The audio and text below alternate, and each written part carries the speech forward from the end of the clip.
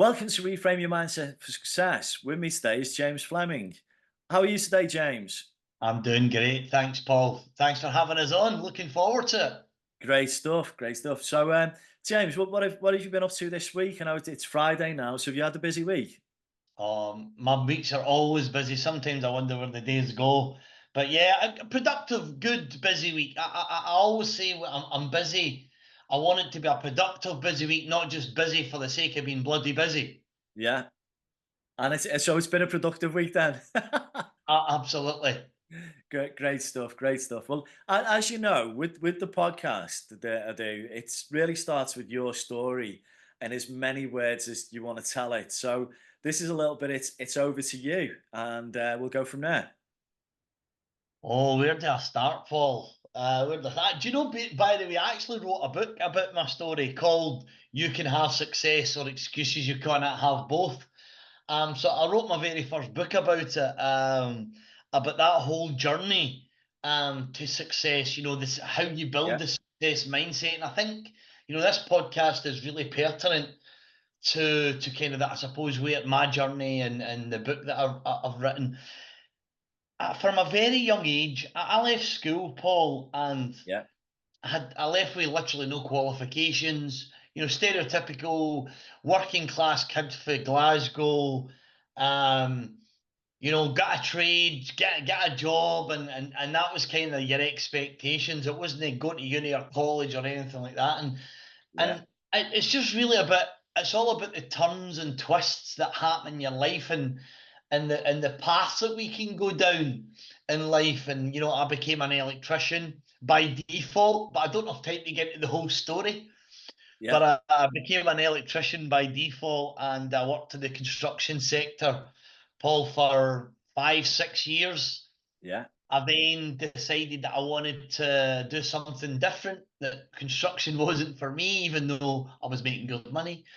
And I then went back to college and studied, and I joined the semi-fab industry. I joined a company called Intel, makes the processors. Yeah. I joined them and I moved to Ireland in my 20s. Lived over there in just outside of Dublin, a place called County Kildare, for a few years.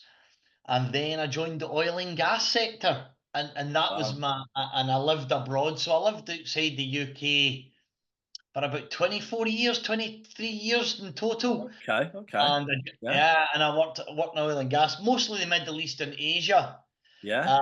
And I returned to the UK in 2000 and late 2016, and I started my own leadership and business growth company. Okay. So that's the kind of overview of it. What else would you like to know? Yeah. So you've obviously started your own company, and that was in 2016. You said, so 2017, I came back 2016, but I actually started the company late February 2017 with my wife. right. Okay. Okay. And starting in 2017, the world's changed quite a lot, hasn't it, since then? Because I kind of went into business for myself, which would have been a little bit later than that, around about 2019. And since then we've had obviously the pandemic years, lockdown, changes to working ways. It's a different world we kind of operate in now. So how's that been for you? You went into business 2017. How's that all been, and where have you got to now? What is it you're doing from a business perspective? What's making you successful at the moment? Yeah, so I'll start at the start. So 2017, I came into the kind of leadership and business growth world because I seen a huge. I used to work abroad, and I was really lucky that I had a lot of really, really good, high quality, very bloody expensive training.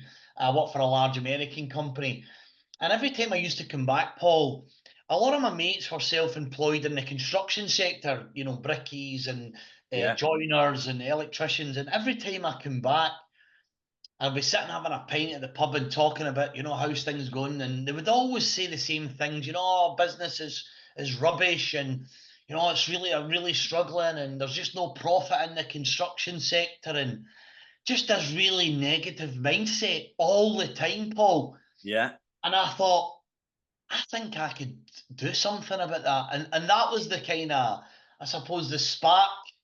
So fast forward a few years, and as I said, I came back to the UK, and I set up my own company in February. And I really didn't understand the UK industry or the business because I'd been outside for so long. So Yeah, I went networking, Paul. I did a lot of networking. yeah, Anybody that would have me, I was at the networking event. I would do talks around mindset, which is great that we're talking about that. I would do talks about mindset and success and sales mindset and all yeah, using all the things I'd learned over the years. Now, here's the kicker. Those first 3 years were really, really tough. I mean, they were really tough because both me and my wife had given up our careers. We had no job to fall back on. yeah, It was make or break. It was burn the bridges type stuff.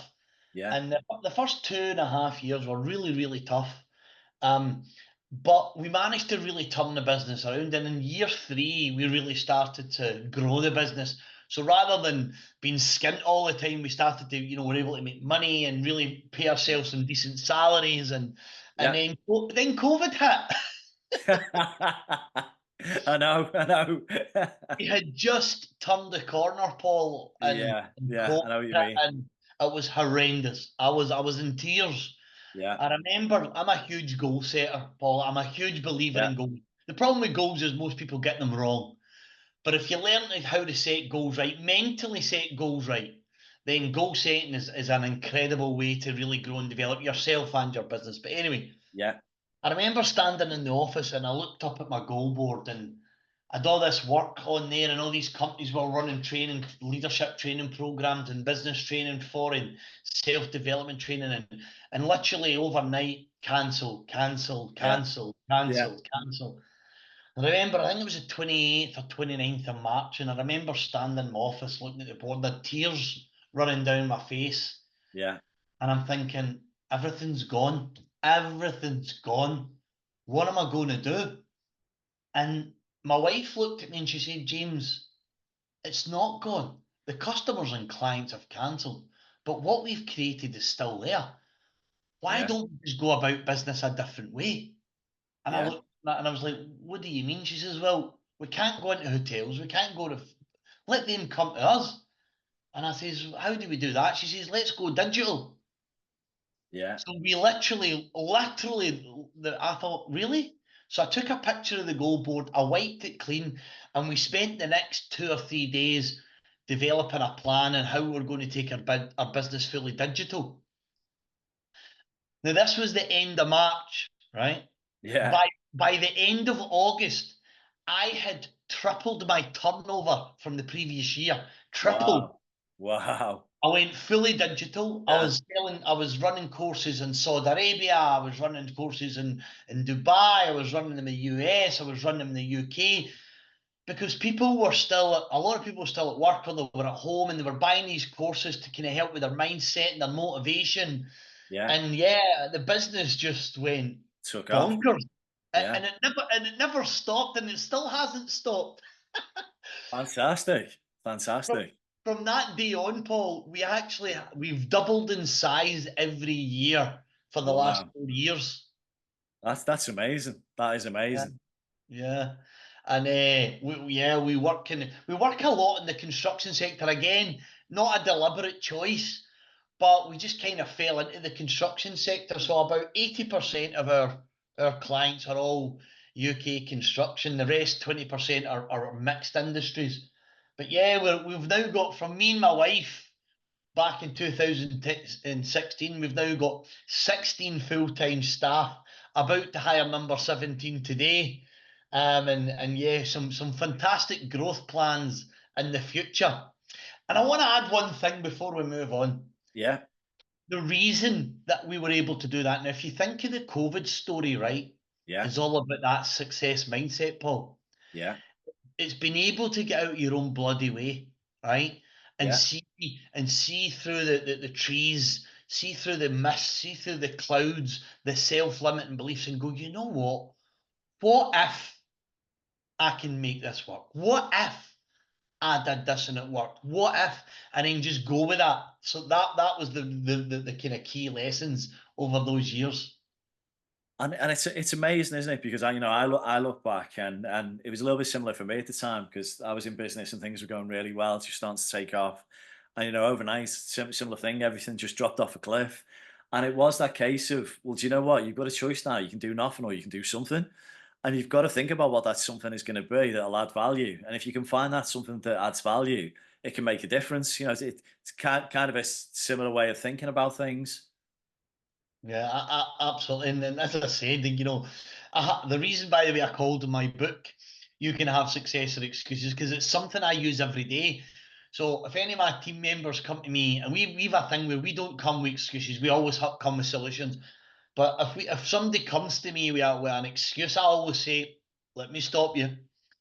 I'll say, "Paul, you can have success or you can have excuses. You cannot have both. Which one is it?" And they'll go, "Hey, it's not an excuse, it's a," and then they'll come up with a solution. Yeah. Yeah, Yeah. so yeah, it's a biggie. Yeah, it's very similar. I always think when I used to manage and lead teams, you go, well, you can actually let them bring problems to you, or you can actually recondition them and get them to change the mindset and go, well, actually, do me a favor. If you're coming to me with a problem, come to me with two solutions as well. And then, do you know what? When you come to me with two solutions, I'll ask you which one's best. And do you know what? 9 times out of 10, they're going to be right. Do Yep. you know what I mean? And then eventually they come to you with solutions instead of problems. It is that way of changing and reframing your thinking, isn't it? Absolutely. Totally agree. If I was to ask you, and this is going to be obvious, really, but why is mindset so important to you then? Oh, it's mindset's a game changer. I mean, let's start with it. The fact that there's two really distinct ones, right? So, because you've got the fixed mindset, which serves no one, and then obviously you've got your growth mindset, and that's about thinking outside the box, always trying to be better, always looking at yourself as a learning process, Yeah, always putting yourself in a position. So why is it important for me? You can teach skills. Skill sets something that you can teach easily to people. Mindset's a lot harder to teach. You've got to, that's a self thing. You've got to want to have a growth mindset. You've got to want to believe that you can be better tomorrow than you are today. And for me, that's the massive difference. And by the way, it's also the same reason, Paul, why my business has been so successful, because we don't teach skill sets. We yeah, teach mindset first. yeah, And only once people think it's a good idea, they're capable of the results and what's in it for them, only then will they then go on and really learn the skill sets that's required. I mean, think about it, right? Mindset point of view. How yeah. many training courses have you been on in the past, or maybe business development mindset? And you go on a training course, and the content, you're like, "Oh, this is really good. This is really interesting." And then you go back to work, or you go home, and within what 1 or 2 days, it's Nothing you've forgotten, changes. gone. Yeah, It's in your mind. yeah, There's the problem. That's the problem because we haven't built the mindset. We've got to build the mindset. We've got to build the self belief. We've got to move people from fixed to growth in order for them to take in the information, learn the new skills, and then go on in life, go on in their career, go on in their business, and actually make those changes. And that's why mindset is so important. So much so, Paul, that mindset is the difference between success and failure. That's it. yeah. I'm with you, and I'm totally bought in. And how would you then describe? And I know maybe you've already done that because you started talking about growth mindset. But how would you describe your mindset then? I'm going to say it wasn't always a growth mindset, but you can train yourself. See, because mindset's a learned behavior. So it's a Yeah, learned set of behavior. So if you can learn it, you can unlearn it. So if you've got a fixed mindset, you can unlearn that and learn how to become more growth. So I would say about 80 to 90% of my time, I'm in absolute growth mindset. I sometimes might fall into that fixed mindset when I come up against particularly employee issues, yeah, because we get frustrated and we fall into that fixed mindset way of thinking. But I would probably say most of the time I have a very, very positive growth mindset, but it's something that I've trained my mind to do. Because as you probably know, Paul, as humans, we're programmed to think negative. because of evolution. It kept us alive.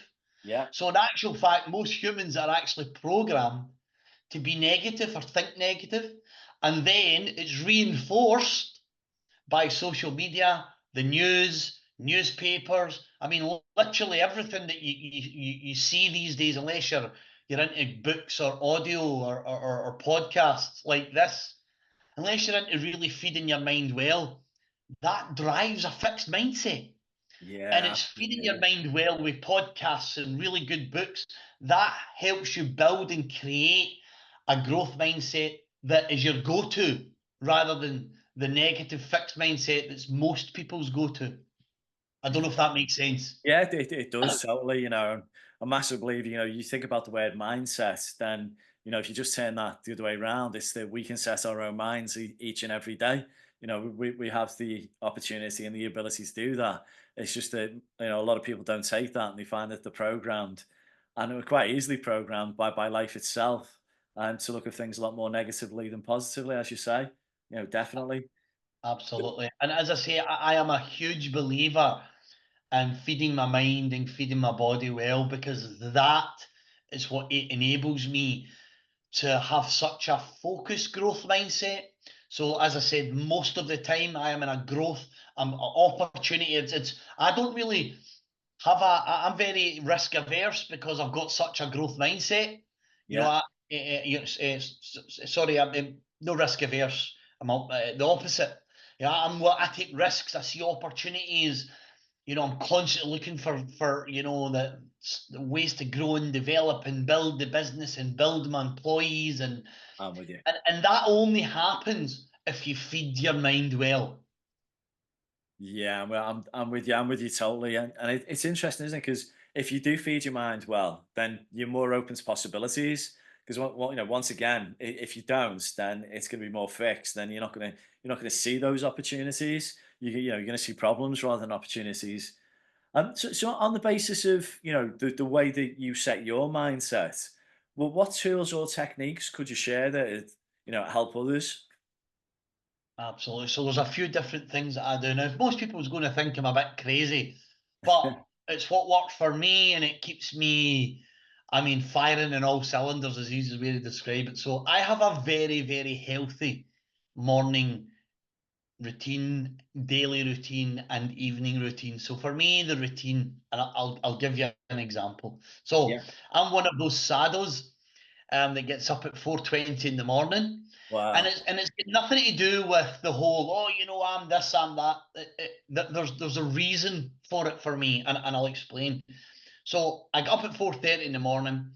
I've got an automatic tea maker. I make my own herbal tea, an automatic tea maker. So 4:20 in the morning, get up downstairs.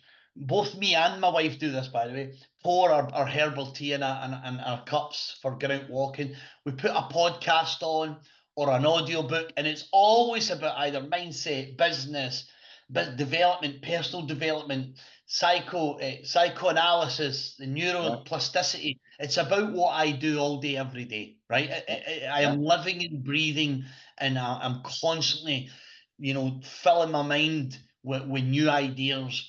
And I do that for an hour every morning. Yeah. I then come back. So we get back at not about 50 minutes. It takes us about 50 minutes. We get back.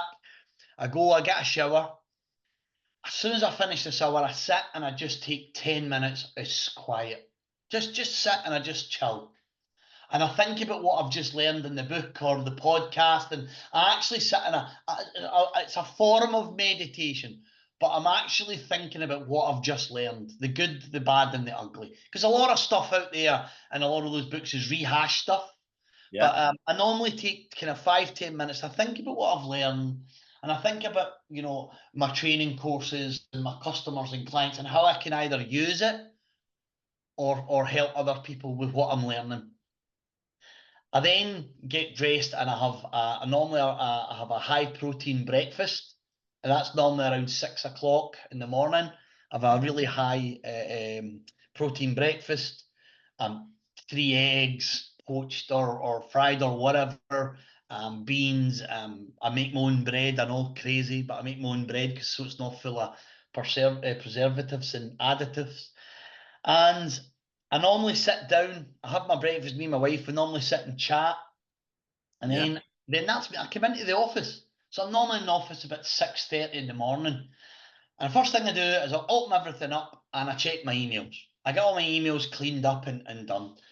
And Yeah. then normally, then I've got what I call a must-do list, and I'll explain that because that's part of my evening routine. But I've got a must-do list, and what I do is I go through my must-do list, and I'm reprinting it in my brain what I need to do, why it's important, the whole goal setting again.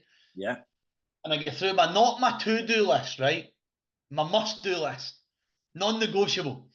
Yeah. And check my emails. And I start on my must do. Normally, the very first two or three things on my must do list are creative stuff of a new course that I'm looking at creating, or a new business idea, or an article that I'm going to write. And I Yeah. normally take about an hour and a half, from 6 till about 7:30, quarter to 8. And that's creativity time. I'm just creative. I'm building. I'm developing. I'm really creative because I've been up for a few hours. I'm buzzing, I'm ready to go, and I'm very creative at that time. And then obviously 8 o'clock kicks in, and I go through my normal day-to-day routine, speak to the team, look at any programs, and I just go through my must do. Then Yeah. every day, Paul, at 12 o'clock, I go Yeah. to the gym. So me and my wife, we stop. My calendar's blocked for an hour and a half every day, Yeah. from normally from 12 o'clock till 1:30. Today it was 11 o'clock because I'm on your podcast. Yeah. So I go to the gym every day, 5 days a week. I actually go seven, but so 12 o'clock, go to the gym, 45 minutes, 50 minutes in the gym, back up to the office, and then I normally work till about 4 o'clock. Yeah. And then we have dinner. So we'll have dinner, and then I normally come into the home office, and I probably work, depending on what I'm doing. Because again, I'm buzzing again because I've been to the gym, and I'm starting, I've still got a lot of energy. Yeah. And I normally work till maybe half six, 7 o'clock at night. Not every night, but most nights. But again, not because I need to, because Yeah. I can. You're enjoying it. Yeah. And that's when I write my must-dos for the next day. So then I normally sit about an hour, about between 6 o'clock and 7 o'clock, and I look at everything I did on the previous day and what went well, what do I need to work on, and then I create my must-dos for the next day, and I do that every day, 5 days a week. Yeah. And then Saturday, I work on a Saturday as well, depending if I've got something on. A Saturday, go to the gym at 7. I Yeah. don't do my walking Saturday morning. Go to the gym at 7, come into the office, work for 2 or 3 hours, and I'm normally just planning on a Saturday. Saturday's normally a planning and creativity time, unless I'm at the football or I'm doing something. But I always normally spend about 2, 3, maybe 4 hours at the weekend doing bits and pieces. Again, not because I need to, because I can. So, Because you so can. yeah, Yeah. that's what really helps drive me and my mindset, Paul. Yeah, with you. Very, very, very structured, very, very organized. Can I ask, being up at 4:20, what time you go to bed? Yes, I'm in my. We go to bed at 8 o'clock. Oh wow, you're early then. Really early. Yeah, Yeah. yeah. Yeah. We're normally 8:15. I'm heading upstairs, brush your teeth, have a wash, and Yeah. then we're in bed 8:30. We're actually in our bed. Yeah. Depending on how tired I am, which I'm normally bloody shattered, I'll literally out like a light straight away. Or we'll sit and maybe talk. Me and the wife will talk for 15, 20 minutes. But by 9 o'clock at night, I'm in cuckoo land. Yeah. Gone. Yeah. And that is the thing, isn't it? Because you're still getting, some people say, "Oh God, how do people get up at 4:20 or 5 o'clock or whatever it might be, early in the morning?" But it's because you're going to bed earlier, so you're still getting that level of quality of sleep. Because sleep's so important, isn't it, from a recovery perspective, which then, Massive which then obviously aids your recovery, mindset as well. recovery, mindset, performance, sleep. I mean, if I went to bed at 10, I ain't getting up at 4:30 because I will feel like crap the whole day, Paul. Yeah, I need absolutely. I need Yeah, 7 hours I can live, but 7.5, 8 hours I need. 7 hours I can live, but I definitely need that sleep. yeah, no, absolutely, absolutely. So on the basis of, that's great advice. On the basis of, because you had quite a varied career to get to where you've got to now, from a who's helped you or what's helped you? And that could be, it might be a person, it might be people, it might be a book, it might be an experience. But what's helped you shape the mindset that you've got today? It's a tough one, Paul. I've been asked that before. That I don't have any defining moments. Um, I've always been quite confident, internally confident. Yeah. Now, a lot of people think I'm an extrovert, but I'm actually not. I'm probably Okay. more an introvert than extrovert. But because I can stand up and speak in crowds, and it's almost like a persona I have to put on, a mask that I put on. Yeah. I've always been a quietly confident person. Yeah. And I've always looked at life. So here's a really good one. This is kind of, if there was anything, I've always been able to look at other people, Paul, and I'll look at them and I'll think to myself, let's say it's a role that I want to get into, or it's a senior management role, or someone that I've seen speaking at an event, and I look at them and I think the only reason they're up there and not me is because they've got more knowledge and more experience than I have. Yeah. So if I can gain the knowledge and I can gain the experience, I can do that too. And Yeah. I've been able to do that my whole life. And I don't know why, because it isn't because of my background or how I was brought up. Um, I don't know. I don't know what the defining moment was, but Right. I've Maybe. always been able Yeah. to do that. However, Inherent. I Yeah. have, I do, I have had a few incredible mentors throughout Yeah. the years who've seen something in me that I didn't see because I have had limiting beliefs, Paul. When I became a manager for the first time, I was running a 600 million pound business, and I'm thinking, what the hell do I know about running a business? I'm an engineer. So Yeah. I had a lot of real limiting beliefs, but I was lucky at those times in my career. Yeah. I've had people that I've actively went out and looked for them. Don't get me wrong. I haven't sat back. I've went out and said, look, I really don't know what I'm doing. Will you mentor me? Will you support me? Can you help me? And luckily, I've had two really, really great mentors over the years that seen something in me that I didn't even see in myself that helped push my career probably as fast as it has. And again, probably built that mindset. Yeah. Definitely. Yeah. Don't And be it, and frightened it to is. take risks. So yeah. Go on. Don't be frightened to take risks. What's the worst that can happen? We fail. We get back up, we dust ourselves down, and we try again. We've been doing it our whole goddamn lives. Totally. Absolutely. And you think, the power in having a coach or a mentor, as you're saying, and especially at the right time in your life, just to help you elevate the way that you're thinking, just to build your self belief, and develop your self awareness can be so powerful. I always say that, getting a mentor can always be a good thing. You totally agree. Absolutely. A coach or a mentor. I mean, a mentor for some people is enough. Some people need a bit more information, so a bit more support and really to pull some stuff out. And when a coach becomes really good for them, absolutely, because it could just be that conversation that's enough to change them from good to great. That's how I look at life. It could be a simple conversation with a stranger that can turn your life around and change your life from good to great. Yeah, so totally on board with coaching and mentoring, 100%. Great stuff. So on the basis of everything you've explained to me, throughout your career, I do like to ask, have you had any, and you're bound to have, you funny stories or something that's been humorous that's happened in your career that is obviously safe to share? Absolutely. I'll give you the right at the very start. So, and I'll try and be as quick as possible. So, I left school, as I'd mentioned, little to no qualifications, and my dad was a self-employed carpet fitter.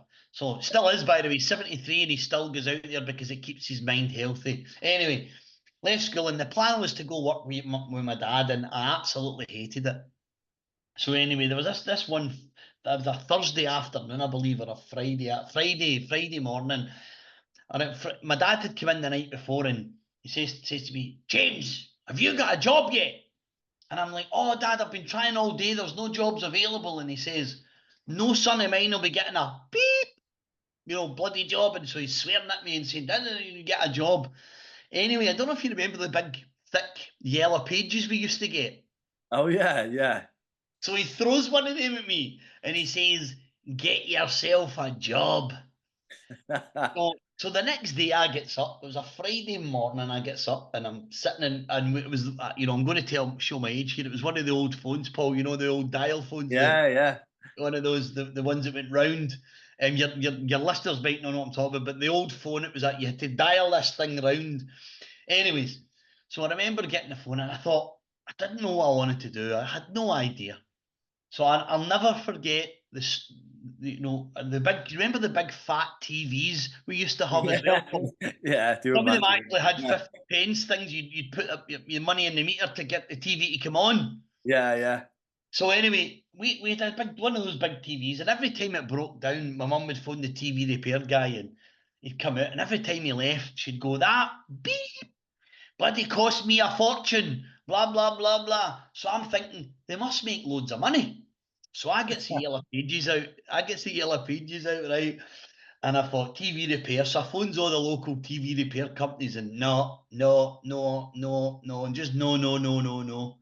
And I thought, right, electrical appliance testing. So I phoned all the electrical appliance testing. No, no, no. I thought, right, electrical. So I'm just associating TVs with all these different, and I'm phoning all these electrical companies. No, no, no. I was literally on the phone. My finger was literally bleeding. I was on the phone for hours, phoning and phoning and phoning because I was terrified. I thought I'm going to get, a smack here if I don't get a job. Anyway, about 1:30, 2 o'clock, right? The phone rings. I'm still sitting there, dialing and marking numbers, and the phone rings. So I picks the phone up and, yeah, hello, hello. He says, listen, a young man's just called here looking for a job. Yeah, yeah, yeah, that's me. And he says, look, nobody ever calls here for jobs. He says, how do you fancy coming down and having an interview? And I says, yeah, Oh, yeah, yeah, yeah, yeah. yeah. And I puts the phone down and I forgot to bloody ask who it was. Anyway, I remember the guy mentioned the name of the company, right? So I'm through all the and through the book, and I'm trying to find this company called Weir. I just remember the first name Weir. Yeah. So I'm looking Weir. So anyway, I find the company and I calls them back and I says, listen, I just got a phone call and I've to come for an interview, but I don't know where I've to come. So they says, right, so they gave me the address, so I writes down the address and I runs away upstairs and I didn't have a suit or anything, so I had this old black funeral suit and this Yeah. old funeral tie. It was too small for me, and I runs to the bus stop because we couldn't afford taxis back then, and I gets the bus down to Wishaw Nether Industrial Estate, and I walks into this building and I thought, I had no idea what the job was, nothing. Anyway, goes into this building, they take me into this big conference room and they give me an aptitude test. Yeah. Well, I sits and do this aptitude test. And then the guy comes in about 20 minutes later. Oh, great, great, well done, James. Yeah, you passed that test, well done. And he says, I'm going to give you a colour blindness test now. And I'm thinking, a colour blindness test? What the hell's a colour blindness test? I mean, I'm 17 years old anyway. They do Yeah. this colour blindness test, and oh, well done, James. Sure you've passed that as well. He says, you start on Monday. Oh, Ah, brilliant. what? He says, you start on Monday. I says, oh yes. So I goes away out, and I gets on the bus, and I gets home, and I'm sitting upstairs in my room, and waiting for my dad's van to come back to work, and he comes back to work, and I flies out the house. Dad, I've got a job, a TV repairman. I've got a job. And he's all, well done, son. I says, I start on Monday. He says, really? I says, yeah, I start on Monday. Anyway, fast forward to Monday morning. My dad takes me down to this facility and went round the back. I was told to go round the back and somebody would meet me there. And we drives round the back. We see all these guys standing and the boots on and coveralls and hard hats. And I'm looking, I'm thinking, What I'm the hell? I'm not fixing any TVs here. I don't even know what this job is. I ended up as an apprentice electrician. Hey, but you There got you the go. job. There you go. So I thought I was being a TV repair guy, and I ended up as an apprentice electrician. Yeah, there you now that's a great story. Great Yeah. story. Success or excuses, not both. There you go. And he became a spark.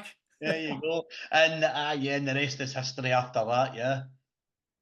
So that's a brilliant story. So just to round off then, and if you were to do the last piece of advice to the listeners on mindset, what would it be? Again, I'm going to repeat myself at this part, Paul. You've got to feed your mind well. Yeah, Stop watching the bloody news. It's full of crap. It's full of lies and negativity and social media. I mean, I use social media a lot, but I use it for business and business only. I yeah, don't read all the nonsense stories. I don't watch the news at all. So though I get my news from my dad on a Saturday afternoon, Saturday evening when we go for dinner. He tells me what's happening in the world, and I have a right good laugh at him because my dad's one of those guys. He watches the news. I think 3 or 4 times a day. One of those people. yeah, yeah, And so my advice is stop watching the bloody news. Don't get social media. Use it. If you're a business, use it for business. If it's if you're an employee, use it for growing and developing yourself. Right? yeah, Read. Get Audible. If you don't like reading, get Audible. Listen to good books. Listen to Listen to this podcast because that is the difference between success and failure. Because if you think you can, or think you can't, you're right. And that's mindset, Paul, right yeah, there. It's yeah. all in the mind, whether we think we can or think we can't. And that's for me is morning routines. Try and eat as healthy as possible. Get a good sleep. It's massive, and that's how I'm able to really, I suppose, accelerate with my mindset.